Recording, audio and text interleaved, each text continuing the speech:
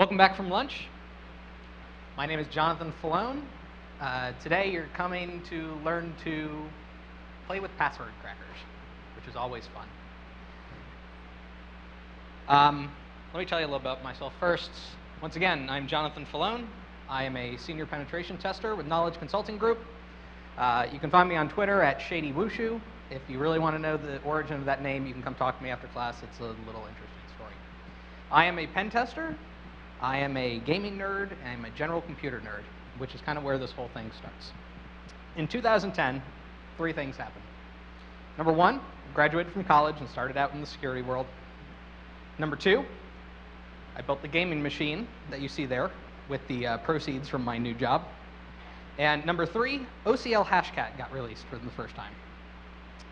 So while I was sitting in my new job, reading all my security blogs, I came across this oclHashcat, and I figured, hey, I have this dual GPU gaming machine sitting at home, and right now I'm not playing anything on it. Let me just see what I can do. So I went onto the computer at home, downloaded all the hashes off of it, popped them onto my machine, and I cracked my wife's password in 3 minutes. I told my wife to change her password that evening. That's kind of what got me all started on password cracking. I want to give you a disclaimer first. I do not design or work on any of the software that I say in this presentation, nor do I work for or with any GPU manufacturer. If I tell you that something's great, it's because I actually like using it. I'm not getting paid to say this or anything like that. If you've never had any experience with GPUs, why do you want to use those over just your regular old laptop for password cracking? So CPUs are great inventions. They go and they're good at doing a bunch of instructions sequentially and skipping around to one program to another and splitting their time up.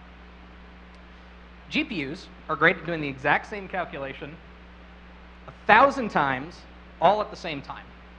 So hashing is doing the exact same calculation, and in this case we can do it 1,000 times all at the same time. GPUs have thousands of cores. In fact, today, you're not going to find a GPU that's really got under 1,000 cores in it. Most of them are going to have between 1,000 and 3,000 cores per GPU. How many people in here are pen testers, hackers, just like to break stuff? All right. And how many of you are the group of people that are trying to stop the aforementioned group? Great. Both of you need password crackers. For a pen tester, it's kind of obvious. We want to use it for all the hashes that we can't pass. Pass the hash is the greatest thing that has ever been invented since sliced bread. Thank you, Microsoft. But you can't pass every hash. You can't pass hashes from shadow files. If you're using the responder tool from Spider Labs, you cannot pass a net NTLM hash. So you're going to need to crack them. Or, recent feature, maybe in the course of your pen testing, you come across a password-protected document on some CEO's machine. Well, you can use Hashcat now to crack open those password-protected documents. It's a really nice feature. For the security folks in here, you'll want a password cracker to do password auditing. I guarantee you that probably 5% of your users right now are using their username or some variation of it as their password as well. You would probably like to find that out long before I do. You also can use it to generate password statistics for your training programs. It's really easy to go to a group of users and say your password, in order to be secure, it has to be so many characters and have all these different characters in it and all that good stuff. It's much different for you to go in there and say, you guys need to start making better passwords because we cracked 80% of all of your passwords in a week. That'll make users perk their ears up. So when I started with KCG, this is kind of like what our password cracker looked like. This is not an exact image. This is off of the good old Googles. But it was pretty similar. It was a Dell motherboard with a old hard drive that who knows where it came from, a processor, an aftermarket power supply, and a AMD video card. It sat on top of a pizza box that sat in the corner of somebody's desk in an office. And that was what we were using for our professional password or our professional penetration test services. When our team got a little bit more established, we figured we needed a bit of an upgrade, and I was fortunate to be able to perform that upgrade. So this presentation is kind of based around my experiences with going out and figuring out how do we build a password cracker and then how do we use the damn thing. So before you begin, you're going to have a bunch of considerations before you can go out and start picking out hardware. Obviously, first, what's your budget? Because that's going to determine everything that comes after that. If you work for a corporate entity, you're not probably going to have unlimited resources. They're going to say, keep it under 10 grand, keep it under 8 grand, keep it under 7 grand, whatever. Everything you do after that is going to be based around that budget. You also kind of need to think about how fast do you need to go. For a pen tester, generally, faster is better. Time is money, and the faster you can crack a password, the faster you can get into somebody's machine, the faster you can demonstrate risk. But if you are security personnel, it may be acceptable that you crack 50, 60% of the passwords in 3 weeks as opposed to 2 days.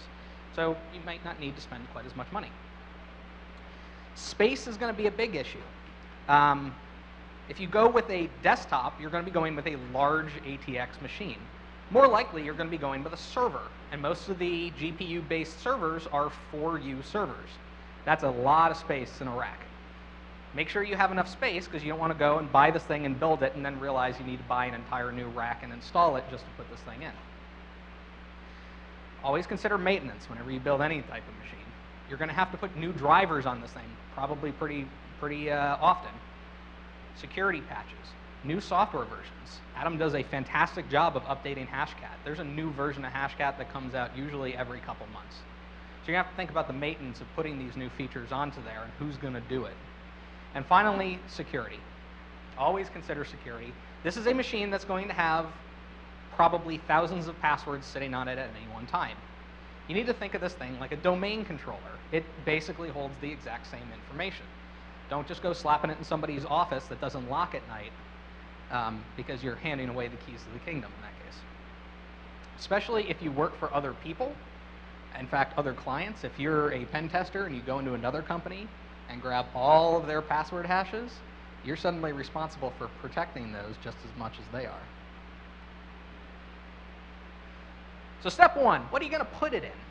You kind of have two kinds of different ways you can go. Your desktops are going to be far less expensive. I mean, you can build a really hardcore gaming machine for about, $1,500 bucks. It's easy to get parts. Run down to Micro Center, use your corporate card, you can have it built by the end of the day. But you're not going to hold as many cards. The best ATX motherboard you're going to find out there is going to hold 3 GPUs max. Yes, they may say you have 4 slots, but I guarantee you, if you try to fit 4 cards into your average ATX case, you're just going to start ripping PCI Express slots off of the motherboard. Your servers, on the other hand, are very large, 4U cases normally, but they hold lots more cards, between 4 and 8 usually, depending on what manufacturer you get. They're really expensive. Your bare bones high-performance server chassis are going to cost you probably around 4 grand. That's without anything but the motherboard, the case, and the fans. But you get the added redundancy in them. Oftentimes they'll have 2 processors, multiple fans, multiple power supplies. You get the fact that if something fails, your entire password cracking operation isn't going to go down. Tie-in and Supermicro are going to be probably the 2 most common server cases that you're going to see out there today. They make absolutely fantastic bare bones, high-performance computing servers. Next thing is just fill in all the general bits. You don't need a really great processor. Hopefully, it's not going to be doing too much of anything. It's just going to be running the operating system and making sure everything works. For memory, you don't need that much either. 8 to 16 gigabytes per processor. It's your choice. I'm running 8 gigabytes per processor right now. And hard drives, you just need enough to hold all your word lists. Now, your word list could get very, very big, but I've been running this thing for about a year now, and I've got 1 terabyte worth of space, and I'm using probably about 10% of that. RAID 1 is great to have, because if something breaks on one of them, you've got the other one as a backup. You don't have to reinstall everything. But it's not a necessity. Now for the most fun stuff. Your GPUs. What are you going to look at when you're trying to pick out GPUs? There are tons of these things out on there today. So most of you probably know that supercomputers and everything like that are usually measured in flops, floating point operations per second. Flops mean absolutely bupkis to password cracking because calculating the hash is not a floating point operation. So everything out there that says, oh, my computer goes at this many flops, gigaflops, teraflops, whatever, really doesn't matter. There are three things that are important to a password cracker. One is the number of cores we have. This is also a lot of times called a shader unit. This is how many simultaneous calculations we can basically do at a time. Then there's your clock speed. How fast does each core run? How many instructions can we handle every second? And finally, your thermal design power, TDP. A lot of people have a misnomer of what TDP is. They think this is the amount of power that gets eaten up by the GPU. It's actually not true. Thermal design power is how many watts of heat does the card produce under an average load that the computer needs to dissipate. It can be used as a general reference to how much power it draws, but that is, it says it's a 240 watt TDP. That doesn't mean it's going to draw 240 watts.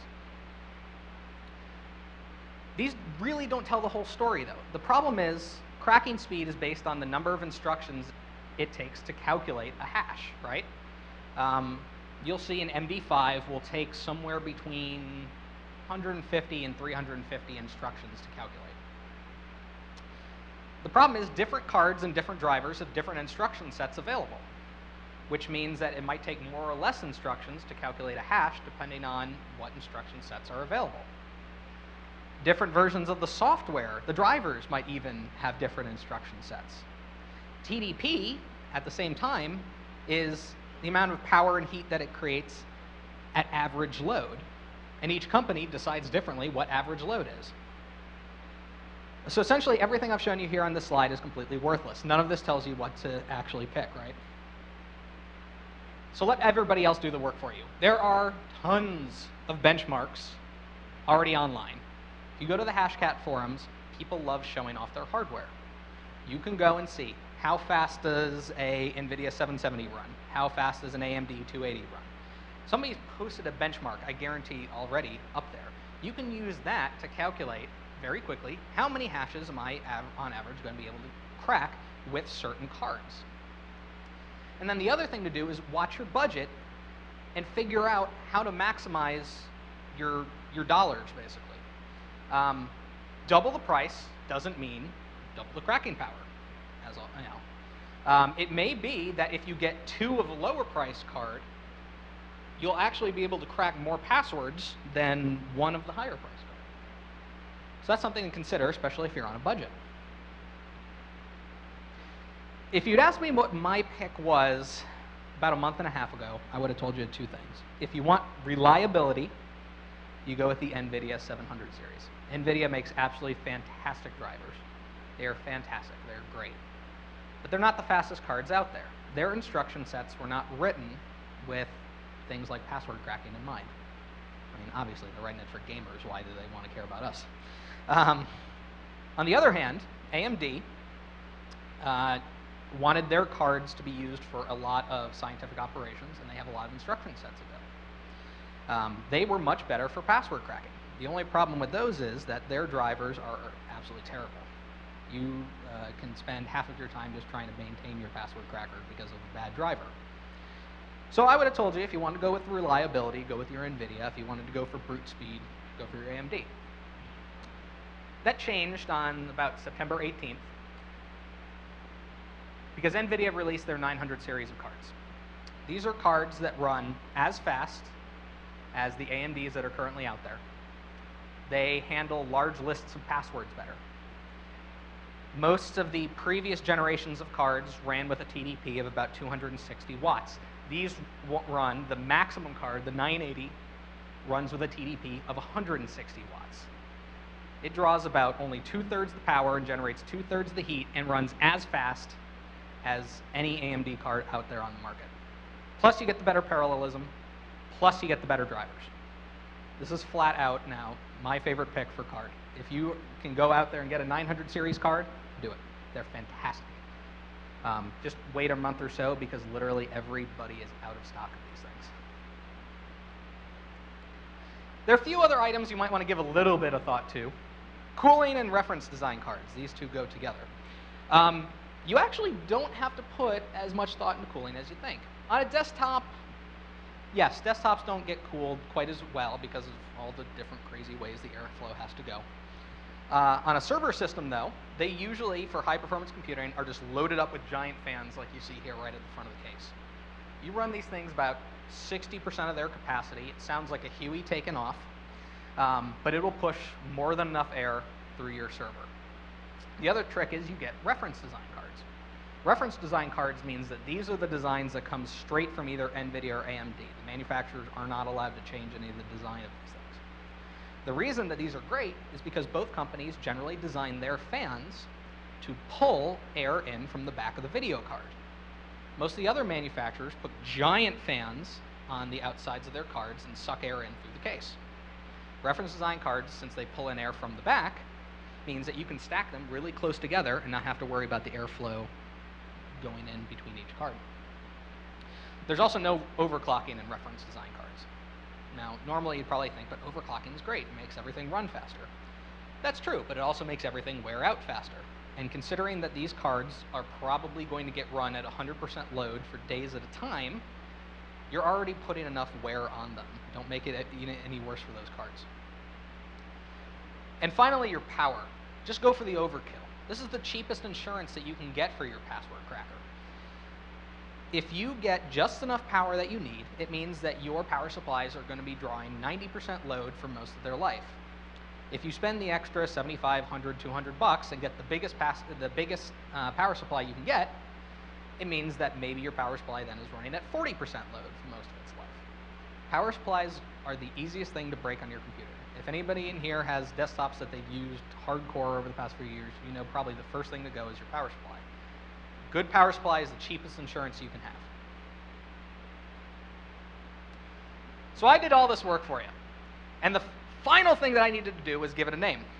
So we had a bunch of discussions inside. What did we want to crack it, or what did we want to call it? Our old one was called McCrackenstein, given that it was something sitting on a pizza box. We put it all together and decided to name it the Kracken. Although we changed the name a little bit, it has a C in it. I know all of you are going to say, that's not how Kraken is spelled. Well, yes, it's a double entendre. See, Kraken. Yeah. This is the Kracken. This is a 4 GPU monster that I have sitting in my server room right now. Like I said, if you walk into the server room, it sounds like there's a Huey taking off. It has the capacity to go up to 8 GPUs. Right now, you'll see there are 4 in there. That's because we blew most of the budget on having a tie-in case that could eventually get to 8 GPUs. We decided that we wanted to have, eventually, all the 8 GPUs, but couldn't afford it at that time, so we just upgrade later. We gave ourselves the ability to upgrade. You'll also notice those are not reference design cards, like I just told you all to get. We simply couldn't get them. That's the sheer reason why they're not there. They didn't have any of them in stock and didn't expect to get them for 4 months. This is only going to be in existence like this for probably another 2 months. I've just got the budget approved, and this picture will change here, hopefully within a month, to 8 NVIDIA 980 cards. So of course you're about to put a whole bunch of software on here. Now I'm going to say something that will probably get me stoned at this moment. I like using Windows. I've always used Windows. I've used Windows since I was 4 years old, and it is great. It really isn't, but what are you going to do? For the love of God, don't use Windows on your password cracker. Use Linux. Use Ubuntu server. It's free. It works a whole lot faster. Now, look, I like Windows. Windows is great. But password cracking on Windows sucks because all the additional overhead means that you're basically cutting your cracking speeds like in third in half. Do yourself a favor. You're building a machine that's entire purpose in life is speed. Go ahead and put a really basic install of Ubuntu server on there. Throw on SSH, because obviously you're going to need a way to access it. You really don't want to go to the console every time you want to do this. Go get your video drivers. We'll talk about more of that in a minute. And then your password cracking software. I will recommend up, down, left, right, and sideways oclHashcat. It is, in my opinion, the best password cracking software out there right now. And it is free, and it is well maintained. They also have a nice little package of things called Hashcat utils, which are a bunch of utilities that will make your life easier as a password cracker and expand the types of attacks that you are able to do. Highly recommend pulling that one down too. And then finally, all of your word lists, and we'll talk more about word lists in a little while too. When you're setting it all up, install Linux with minimal options. You want the least overhead humanly possible running on this machine. I've installed mine, so I basically only have SSH running on there. I have the basic package completely other than that. No Python or anything like that. You're not using this to develop on. Ensure that the system is secured. As I said before, this is going to be roughly the equivalent of a domain controller. You are going to have password hashes for your pen tester, all of your clients, or your internal company, maybe multiple clients at a time. Make sure your root password is ridiculously long. It'd be really embarrassing if somebody guessed the password to your password cracker. Use public and private keys for SSH if you can. Sometimes, in some corporations, that's really difficult to do because you got people all over the place and some people need access and don't. If you're going to go with password authentication, just make sure all the passwords are ridiculously long. My password for the Kraken is 28 characters long. Do not use open source video drivers. Do not use the video drivers from apt. Download them straight from AMD or NVIDIA. I am a huge supporter of open source, except when it comes to video drivers. You might as well get the ones that are written by the people that are actually putting the chips together. They probably know their chipsets the best. Don't even get them from apt. Apt never has the latest stuff on there. Go straight to the website, as you can see in there, using wget, and just pull down the latest drivers and use those to install. oclHashcat and pretty much every other password cracker out there are going to be designed to work with the drivers that come straight from the company. If you don't use those, the kernels that they use to give you access to the processing ability of the GPUs will not work. This is why I cannot stress enough, only use the drivers that come straight from the company. My wife wanted me to include this slide in there. What am I going to say? So now you've got this great password cracker. You probably spent quite a few grand on it. It's at this big, pretty spot right in the middle of your rack. It's what you show off to clients when you're going out and you're selling your pen testing services. You got, yeah, we got this huge password cracker. Here's a picture of it. It looks great. If you don't know how to use it properly, you've just built an $8,000 paperweight. There are lots of different strategies you can use to attack passwords. Tons. There are entire cons developed to cracking passwords. Passwords 14 happened around the same time as DEF CON, and it was an entire convention of just cracking passwords. I can't even begin to tell you how many different techniques there are. There is no one right way. There are more efficient ways, but anything that you're going to do is going to crack something, essentially, with this much horsepower. But I'm going to teach you my method. The reason I'm going to teach you my method is because it's not difficult.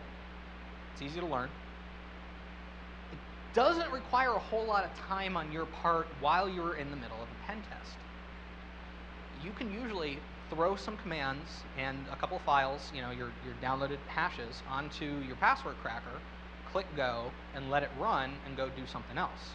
You don't have to spend a whole lot of time massaging and writing crazy scripts or anything like that. Using kind of my general framework, since March of this year, we have cracked 67% of all of the hashes we have captured within 48 hours.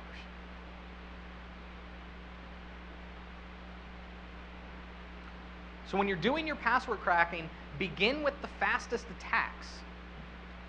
The reason for this is they may not get you the most hashes, but if they get you 2, 3, 4, 5, you can use those then while some of your longer attacks are going on. Even if they're really basic users, if you're a pen tester in here, it's privilege escalation. It's practice. Go in with the least privilege and see how much privilege you can get with those accounts while all of the domain admins are still being cracked. Take advantage of the fact that most users are ignorant to what makes a strong password. If you know that the company has an 8-character minimum, I guarantee you that 50% of the domain is going to be 8 characters long. If the company only requires 2 types of characters, I guarantee you most of the passwords are going to only have 2 kinds of characters. Use that to your advantage to customize your attacks so they're only looking at that stuff first.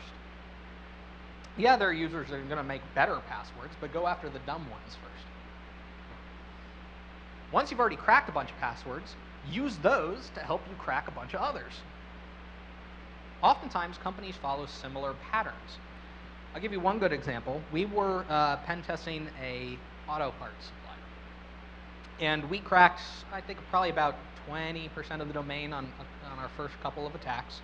And I noticed that a whole bunch of the passwords were the names of cars. So I went out and created a password list of every single make and model of car that I could find that's been built since 1920. I cracked another 60% of the domain. So the organizations often follow certain rules that makes all of the users' passwords similar. If they only require one special character, for example, I guarantee you that that one special character is going to be an exclamation point at the end of a password for most of the users. Once you even resort to doing brute force, which is usually the last thing you want to do, you can configure rules, masks, and statistics to make your brute forcing more efficient, so that you're more likely to get passwords at the beginning of your brute force than you are at the end of your brute force. So step one, as I said, you usually just do brute forcing at the end. But you've got all this horsepower, you might as well take care of the brute force attacks in the really short passwords that will only take a few seconds. This particular command you see right here is hashcat's command to brute force every 6 character and fewer password. The question mark A's are the mask for all characters. There's also a question mark D, question mark L, question mark U, which stands for digit, lowercase, uppercase. So you can actually customize what's being cracked in what position. But in this case, I want to do every single 6 character and fewer password. The M1000 in this case is NTLM. This is a really fast hash. So I know, after benchmarks and everything like that, I can do, on the Kraken as it currently exists, every 6 character NTLM and below in less than 1 minute. I guarantee you that on most of your pen tests, you will find 1 or 2 passwords that still get cracked by this. Shame on those companies. Step 2.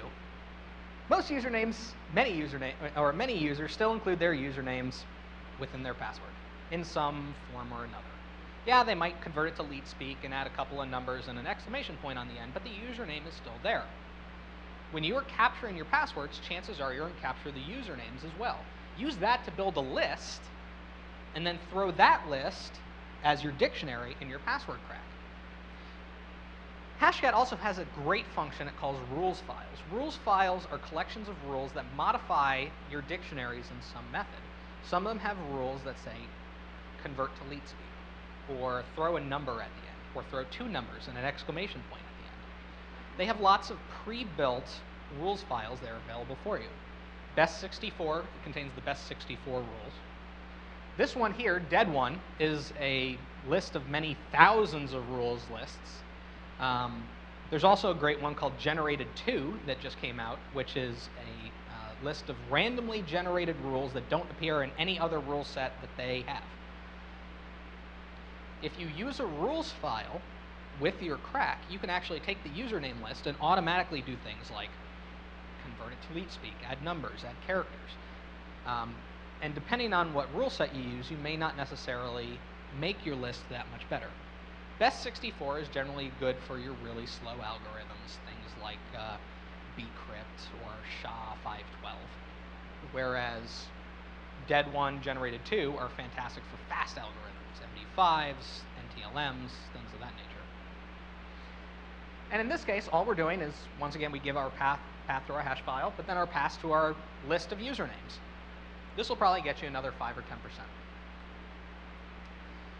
Your biggest cracks are going to come when you use your dictionary files. Dictionary files are basically just word lists that you can get and build from anywhere. A word list can be anything. The good old standard these days is ROCU. ROCU is the list of passwords that were captured from the big old ROCU password breach way back. This still is going to net you tons of passwords, especially if you modify those with rules files.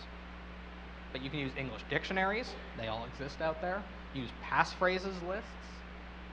Where do you get all your word lists, right?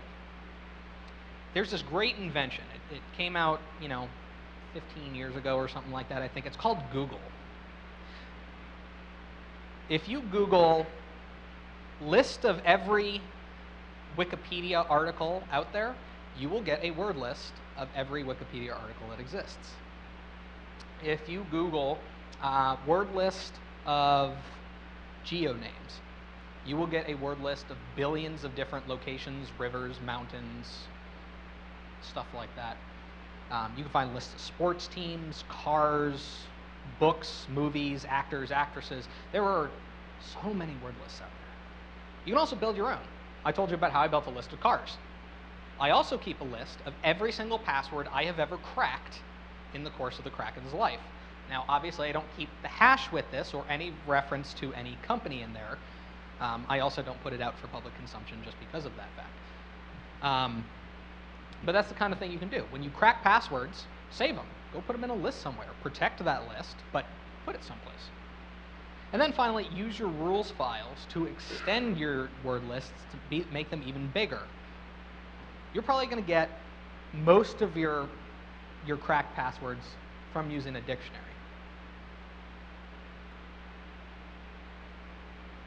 Another fun little one is the fingerprint attack. Now you're going to get a little more complex. What the fingerprint attack does is it uses the passwords you've already cracked to create every possible combination of characters, up to 7 characters, out of what you've already cracked, which you'll then combine together to make lists of 2 to 14 character long words. The first thing you need to do is just take out all of your cracked passwords. That awk command up there just pulls all of the NTLM plain text passwords that we've cracked and sticks them in an out file. We're then going to use one of the tools that's located in HashCat utils called the expander. The expander is what takes every word that you've already cracked and expands it out to every character in there that you've already cracked. So every possible combination of characters from the passwords you've already cracked, up to 7 characters. Then you go back into HashCat and you use an attack called the combinator. That's that A1 there. The combinator takes just 2 different dictionaries and combines every word in the first dictionary with every word in the second dictionary. So we basically put in our expanded.txt twice. And now we've created a list that is every single character, basically, that we've seen so far on one side, and we combine that once again with every single character we've seen again on the other side. This is a really good way to crack some of those longer passwords, since this basically guarantees that you will have a lot of passwords between 7 and 14 characters. This attack is a really good way, without having to brute force, to grab those longer passwords, those domain admins and everything like that. And from there, it's really up to you where you want to go. It depends on kind of how much you've cracked already, what the environment looks like, what kind of passwords you've seen come out of it. The Markov attack is a statistically based brute force attack. I would go into the math behind what makes up a Markov chain, but I'm really bad at math and I don't really quite understand it myself. But essentially what happens is that in a Markov attack, you statistically calculate, based on the passwords you've already cracked, the likelihood that a character will appear in a particular position in that password, plus the statistical likelihood of what characters will be immediately around it. So what you're basically doing is you're saying, we're going to crack the statistically most likely passwords first, and save the statistically least likely passwords for the end of the brute force attack. You're basically ordering your brute force attack. You can create custom word lists, like I told you with the cars, or you can just do straight up brute force. Sometimes this is best for hashes that are really fast, really easy to crack. NTLM is a great example of this. If you grab a domain, the easiest thing might be just to crack every single 8-character password possible. The Kraken currently can do every single 8-character NTLM password in 8 days. Once I upgrade it, that'll bring it down to about 3. There's nothing that scares a company more than saying that if they, like most companies, have that 8-character minimum, there's nothing that scares them more than saying you can crack every single one of those 8-character passwords in 3 days' time, especially considering they probably have a 90-day time to change from one password to the other.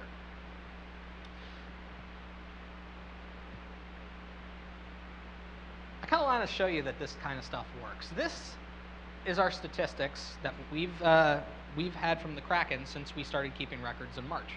We actually built the thing in December, but we never really started keeping statistics until we figured that it's probably a good sales tool. So we have so far, since March this year, captured 25,000 NTLM passwords. That number is actually a lot greater. We actually hit one organization where we got 300,000 NTLM passwords just out of one organization. And they'd seen our password cracking statistics before and didn't want us to do it. So far, we've cracked 67.4% of all the NTLM passwords that we've captured. And that number is skewed by a government agency that has a 14-character minimum. They screwed all of my statistics. If we take them out of the equation, it's actually closer to 80%. We have cracked 80% of the NTLM hashes that we've captured within a week. We've captured a bunch of SHAs, net NTLM version 2s. These ones are very good. We capture net NTLM version 2s when we use the responder, and we grab these passwords off the wire. We don't even have to break into a machine to grab them.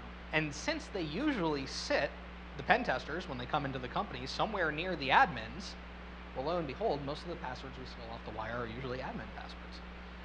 So we've cracked 43.3% of those, and those are a lot harder to crack than regular NTLMs. We managed to grab 3 blowfish bcrypt hashes off of some Linux device, and we cracked all 3 of them. Doesn't matter how good your encryption is if you're using bad passwords.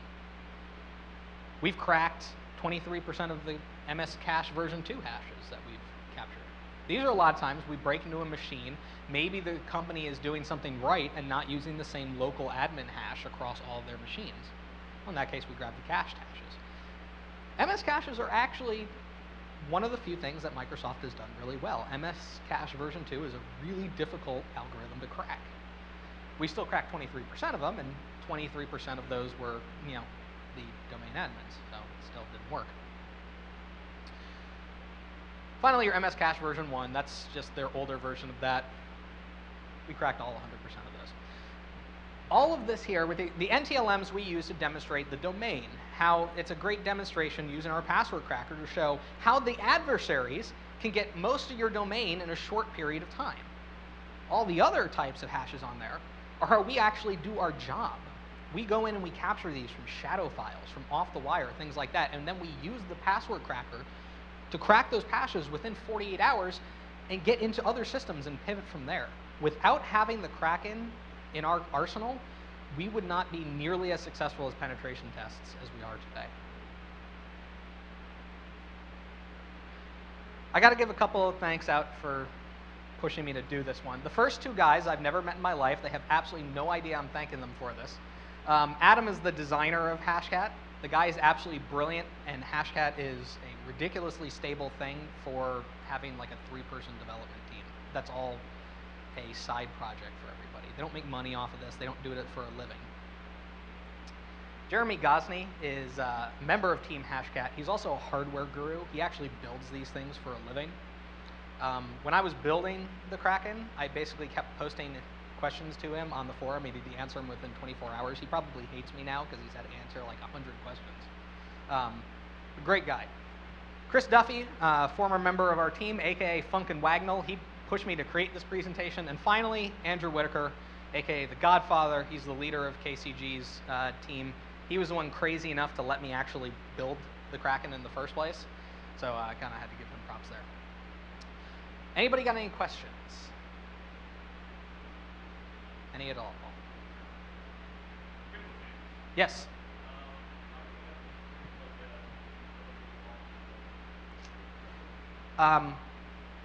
That's actually a good question. Honestly, because in order to get up to the 8-character space, with the amount of storage that we'd have to have good rainbow tables, and the amount of time it takes to actually generate those good rainbow tables, you can't find the full 8-character space rainbow tables out there unless you spend a decent amount of money and you have many terabytes worth of storage.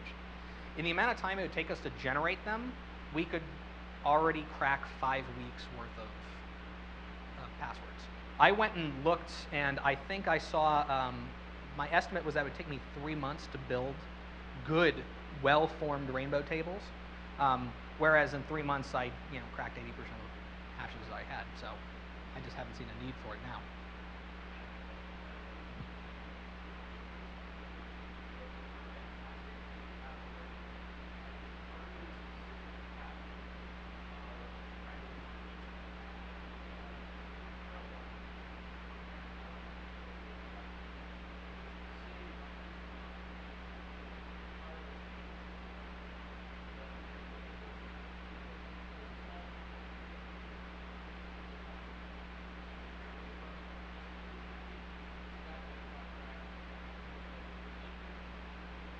Right, and that's another excellent point, is just it's the amount of processing power it takes to actually scroll through the rainbow tables.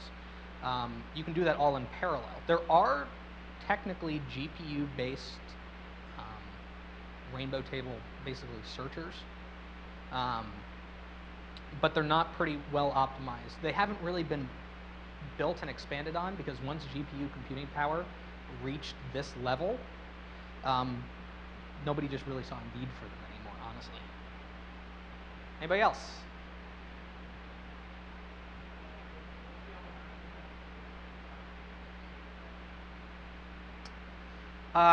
There are a few.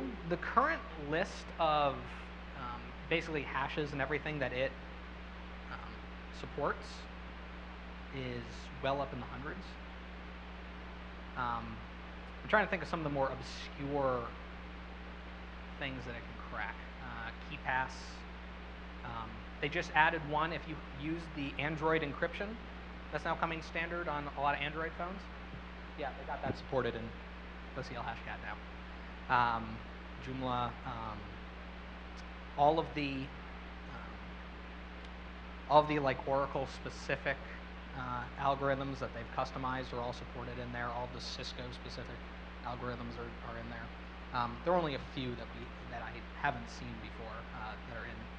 And if you think that an algorithm needs to be supported, go write Adam a message. Chances are he'll pop it in there. Yes?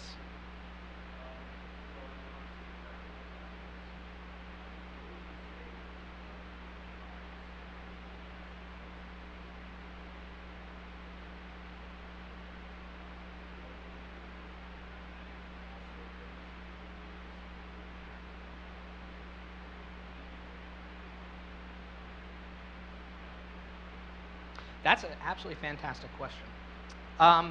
For a normal user, my recommendation personally is 12-character passwords, and try to have at least 2 of every kind of character within the password. 2 uppercase, 2 lowercase, 2 specials, 2 numbers. That really expands the brute force capacity well above even what clusters of these things can calculate in a reasonable amount of time.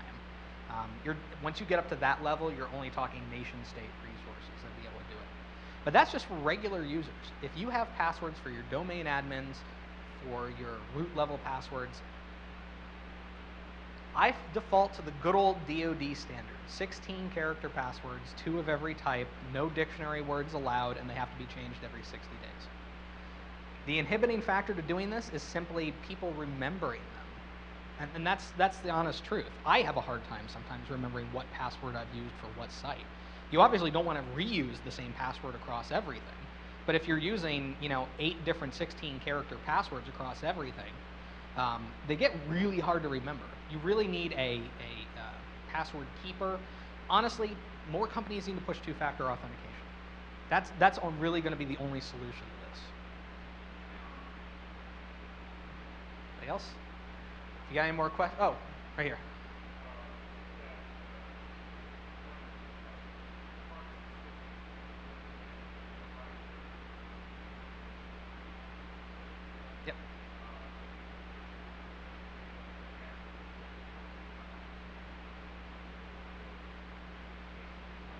I mean, Gigabyte, Asus, EVGA, they all make the reference design cards. Get the reference design cards. Once you get anything beyond that, like I said, they're trying to pull air in through the case, not through the back, so cooling is going to start to become an issue. Those coolers are also generally bigger and wider than the reference design cards, and you start having problems trying to fit them all into the case. And then finally, they're all overclocked.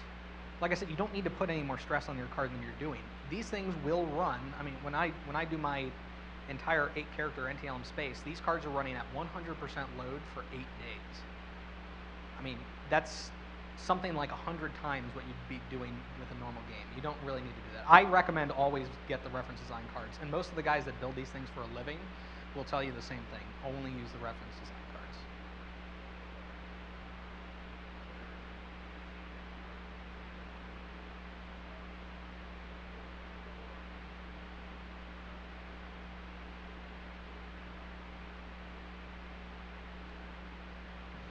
That's 4 cores right there versus if you have, so even if you have 4 CPUs, let's say those are 16 cores. So what's 16 times 4? Versus if I had 8 980s, that is roughly, that's something like 18,000 cores. Cores are everything. That's how many hashes you can do in parallel. So you'd be looking at doing 64 in parallel versus 18,000 in parallel. You're always going to be faster with GPUs. Yeah, okay, one more I think.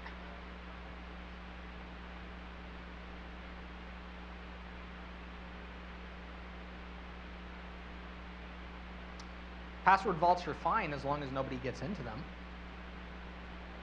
I mean, that's the simplest thing there. They're great normally, but we've found all it does is make our job harder as pen testers because somebody then leaves their master key or something like that lying around someplace for their password vault. It's the exact same concept of trying to get into the domain controller. You just have to have a different password to get into it. So, yeah, they're great as long as you protect what's protecting the password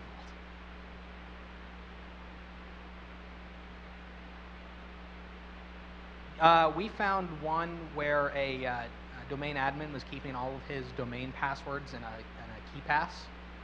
And after we rooted around his email for 10 minutes, we found the password to his key pass file. So,